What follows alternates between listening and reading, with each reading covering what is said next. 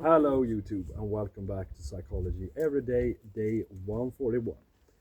Now I hope that the sound will be good, that we speak loud enough, and I hope that the phone, doesn't overheat because we can't actually see ourselves. We had to flip the camera.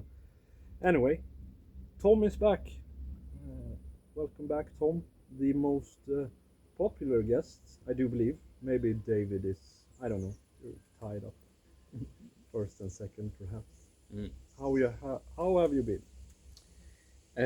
Yeah, well, I've been doing good. Uh, have had like a slow, reflective summer since our study. What do you call it? Like pause or Yeah. whatever. Yeah. And I feel a little bit nervous. This is like my first time being on a podcast. Or Nothing to be nervous about. The audience already showed that you're the favorite, so nothing to worry about. mm, Um, I talk some on my channel about like archetypes and stuff like that, and of course, you have a basic understanding of sort of king, warrior, magician, lover. What's your take on these sort of four? Because there's a lot of four types in psychology, and a lot of times it just sounds good. But I feel like there's something to these archetypes. What's your take on them? yeah, let's see here.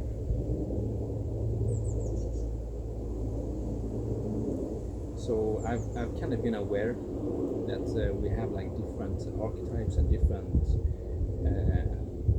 types of personality traits, we could say. And honestly, I've been on a journey of self-improvement, and it comes a little bit from a feeling of lack, but also now in my older days, it's a lot from curiosity, and it is to understand and know you from a deeper place. Mhm. If you can resonate more with something, if you can learn not another aspect of yourself, or of the psyche or whatever. So Yeah. I've been curious about it, and I've been inquiring a little bit, in those Yeah. fields. No expert, but just a curious Yeah. guy, I guess. I like the part where, because some people of the more sort of autistic, by the way, we can say all words on this channel except for the hard F word and the hard N word. They are no nos. Um, but some autistic people are like, well, it's just inductive, it's just made up. And to them, I say, we know it's made up. We know it's just made up sort of concepts, right? But they're helpful in understanding like different parts of the psyche. Mhm. And I feel like that's for you and me, we have sort of had perhaps the opposite side of the same coin when it comes to sort of development. And it's been very nice to talk to you about these things, developing the sort of lover archetype or the warrior archetype and stuff like that. But I wanted to talk to you about my idea for the fifth archetype, which is the hunter. Now, in the book or the original theory, they talked about how the hunter is sort of a part of the warrior archetype, but I don't think that's accurate at all, actually, because you and I, we have talked about how warrior, perhaps the main component of a warrior is the ability to force things.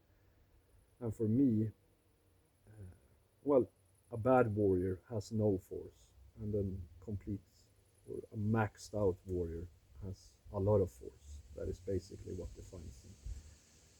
And a hunter, more so, is, I think, perhaps patience.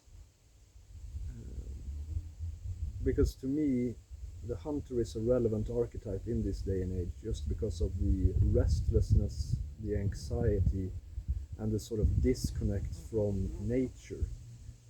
because a hunter is not just a provider, but also a sort of watcher of the woods, a caretaker, and they have to sort of balance action and non-action.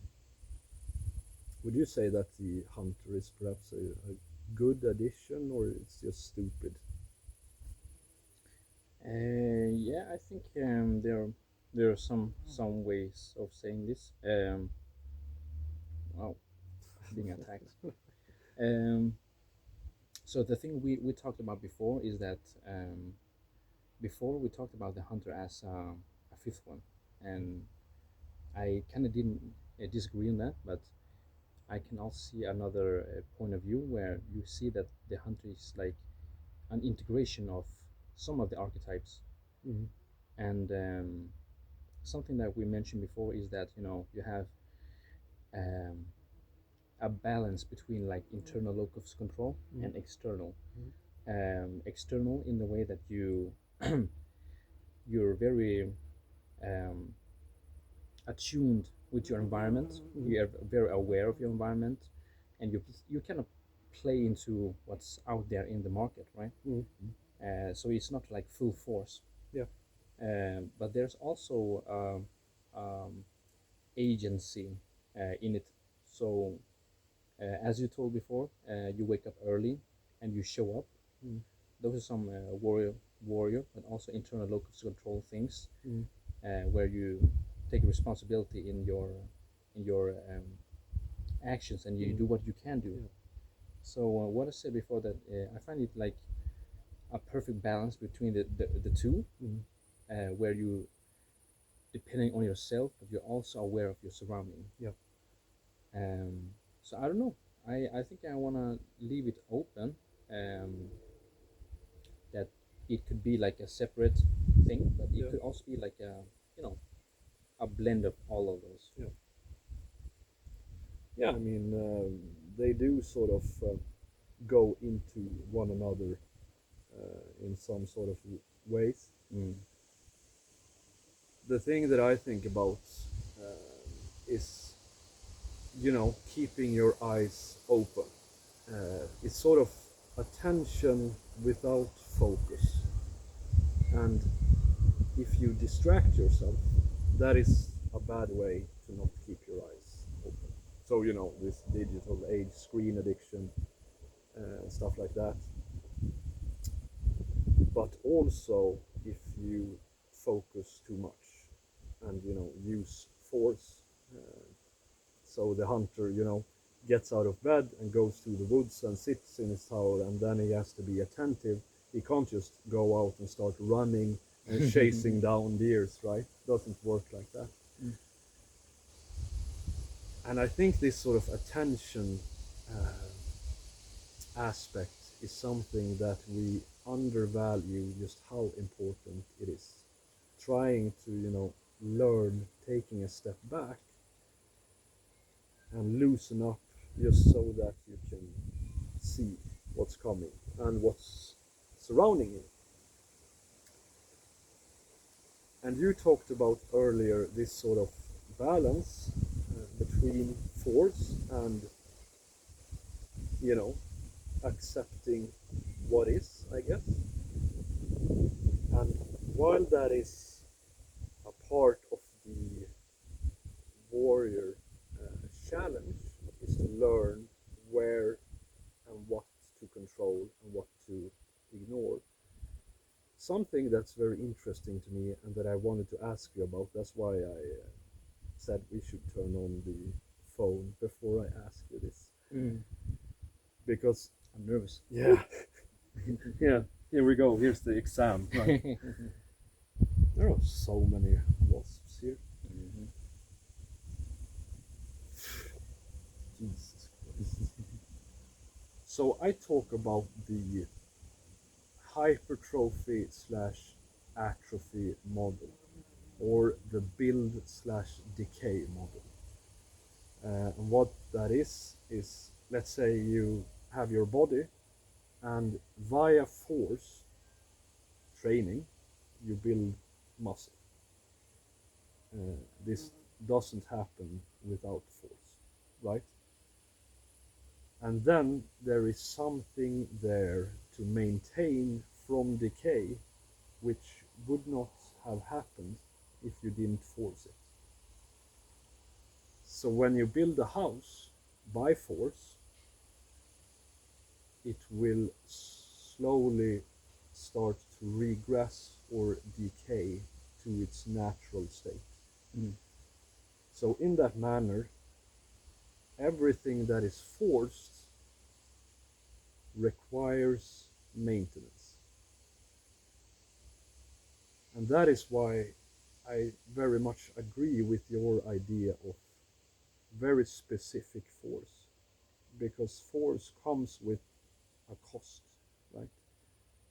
If you try to force and control everything in your life, it will completely consume you and you won't be able to do it. Let's say you only try to do it with 5 things, then that will occupy sort of 100% of your bandwidth and you will completely miss out on everything around it. Mm. Yeah, true. And I guess that's the advantage of just being, because then it won't take up any of your bandwidth and you will be able to be attentive, because it doesn't take much force before you have created a situation that completely possesses you, right? Mm. Yeah. So that's the examination Yeah, question. yeah. Um, Just wanted to know if you had any thoughts on it, or yeah. Yeah, it's interesting. I do believe that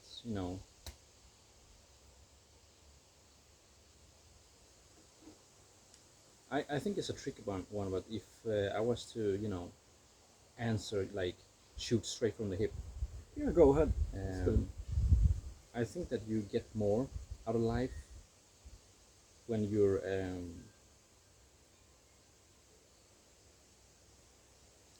so this is the thing. We can go into the hunter, which is so it's different takes. Do you want to? Yeah, this is a hard one. Yeah, I know it's a hard one. Don't worry about it. Also, I'm also I feel a little bit pressure. I'm like, oh, people filming this, don't look No, stupid, man. no. Don't be pressured. Yeah, It's yeah. not a problem. Not you are one of the few people I know that even has a chance of just answering a question like that without preparation. So don't worry about it. I don't. So I feel like there are plenty of answers, but I think that I will go with this one. But uh, if you're living like a hunter, you would be more attentive to what is needed in the moment, Mm, and then you take action based on that. yeah. So meaning that right now we get families. Mm, They're starving. yeah. Well, not starving, but they don't have a roof. Yeah. Then the most adaptive thing to do is to build a roof Yeah. of your heads.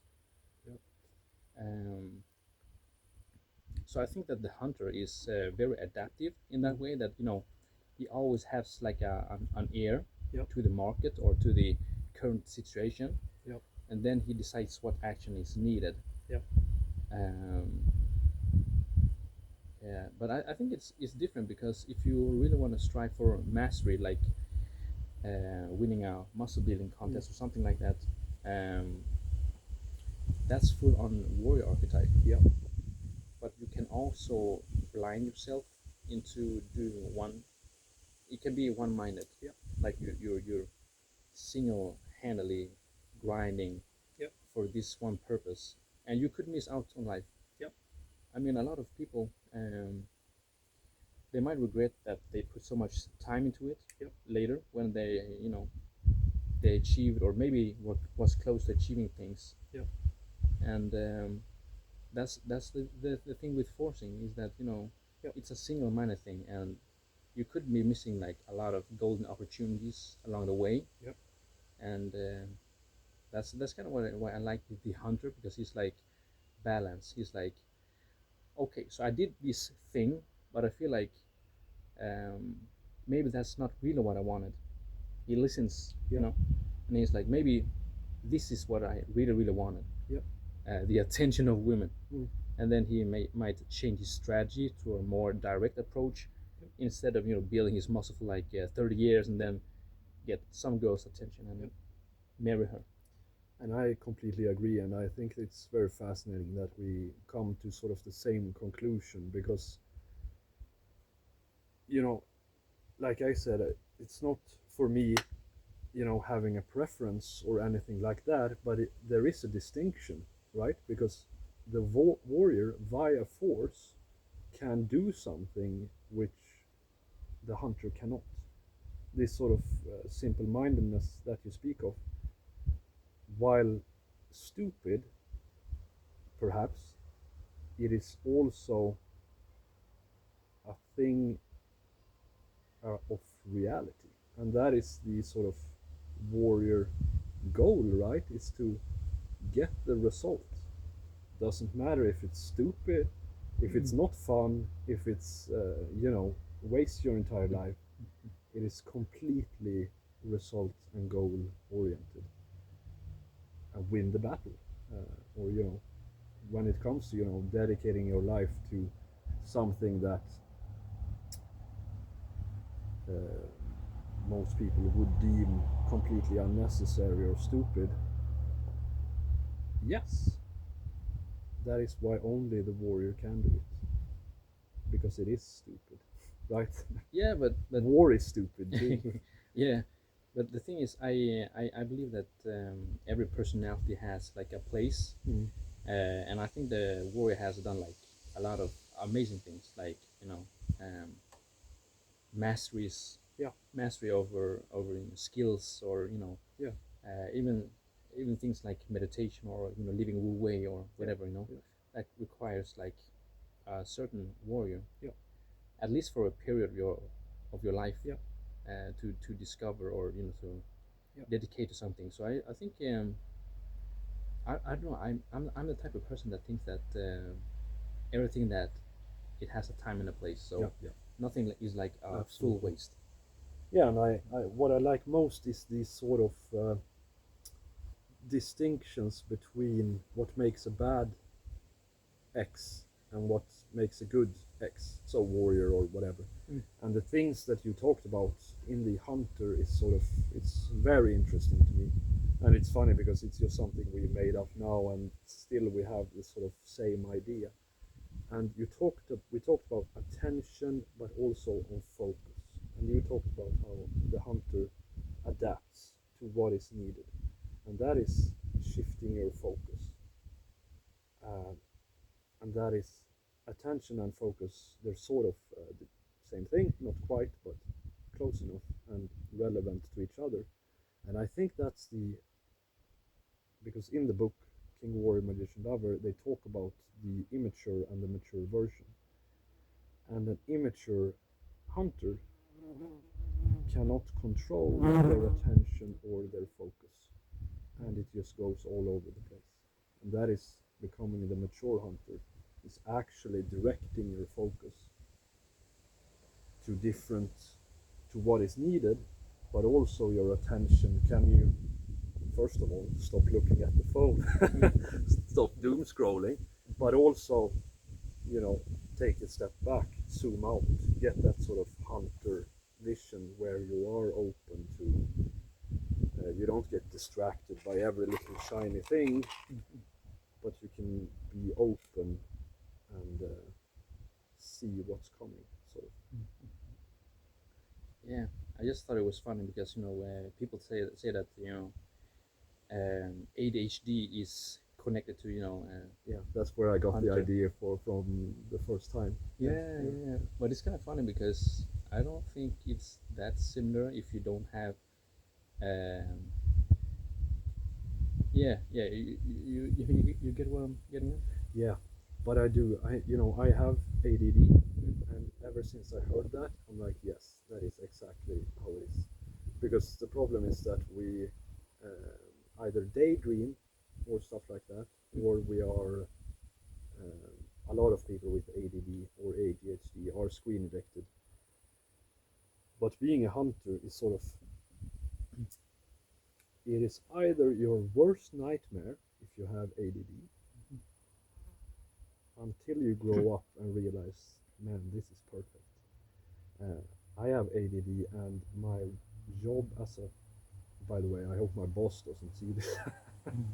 My job as a firefighter is perfect because uh, people with ADD just like sitting around most of the time. I have all sorts of demons otherwise, but just like sitting around doing nothing. And then when the alarm hits, boom, it's full action. And that is sort of great for someone with ADD, especially an immature hunter, because you don't have to direct your focus or attention at all. Because when you're off, when there's no alarm, whatever, and then when the alarm goes off, it's so intense that you automatically focus. And for the reason that they say it's for hunters, it's because, well, you can just sit around and just whatever. And even if you daydream, you sort of have this sort of watch in the background of your eyes, even if you zoom out, or your ears. People with ADD and ADHD react super sensitively to sort of noises and stuff like that. Right.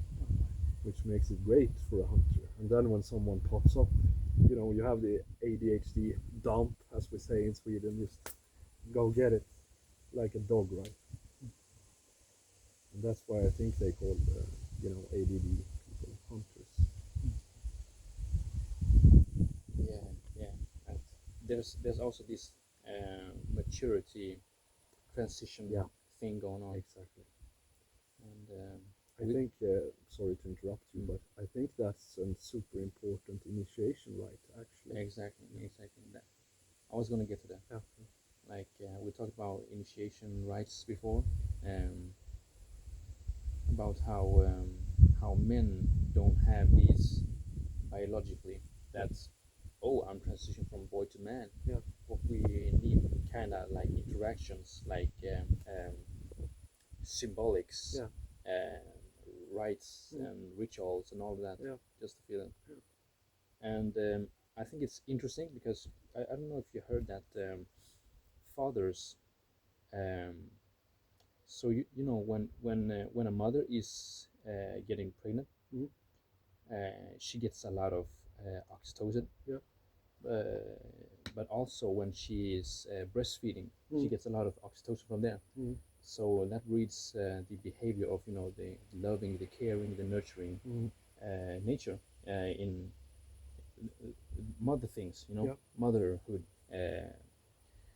um, adult woman behavior. Yeah. But for a man, for him to get oxytocin and become more of a father, he needs to interact. Mm.